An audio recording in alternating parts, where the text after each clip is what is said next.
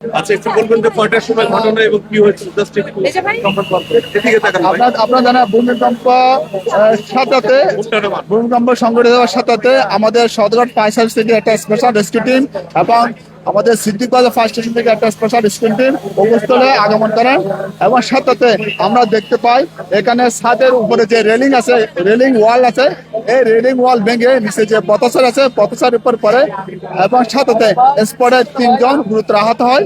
সাথে সেখানে যে উপস্থিত যে জনসাধারণ আছে তারা তাদেরকে উদ্ধার করে গুরুতর আহত অবস্থায় মিটফোন হাসপাতালে নিয়ে যায়। আমরা এসে এই আনুষ্ঠানিক অবস্থায় আমরা পাই এবং প্রত্যেকটা রুমে আমরা সার্চ করি আর কোথাও কোনো লোক আটকে আছে বা আহত হয়েছে কিনা, এবং এখানে দেখছি একটা পজিশন যে আনস্টেবল অবস্থা আছে সেটা আমরা অপসারণ করে ঝুঁকিমুক্ত করার কাজ করতেছি।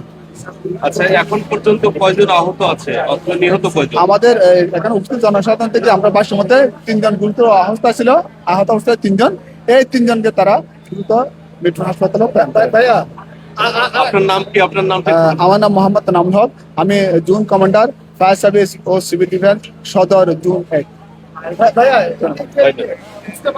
ভাই কার কাছে? সাধারণত তাদের বাসের মধ্যে 3 জন লোক এদিকে তাকান ভাই, ভাই একটু এদিকে তাকান ভাই। জনগণ তাদেরকে উদ্ধার করে দ্রুত মিটফোন হাসপাতালে নিয়ে যায়। আচ্ছা, একটু বলবেন যে 3 জন তাদেরকে কোথায় নিয়ে যায়? মিটফোন হাসপাতালে তাদেরকে নিয়ে যায়।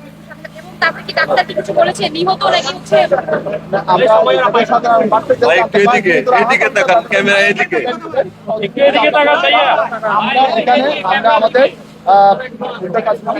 পরিচালনা করছি এবং আমরা সার্চ করতে বা কোনো এফেক্টেড ফুল আছে কিনা, এবং যেগুলো আনস্টেবল অবস্থা আছে যে স্ট্রাকচারটা এটা আমরা অপসারণ করে ঝুঁকিমুক্ত করে ভাই এই যে ফাইল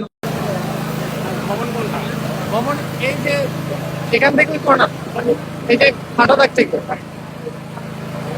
মানে একটু বড় তো এটা পুরো কাহিনী 200 বছর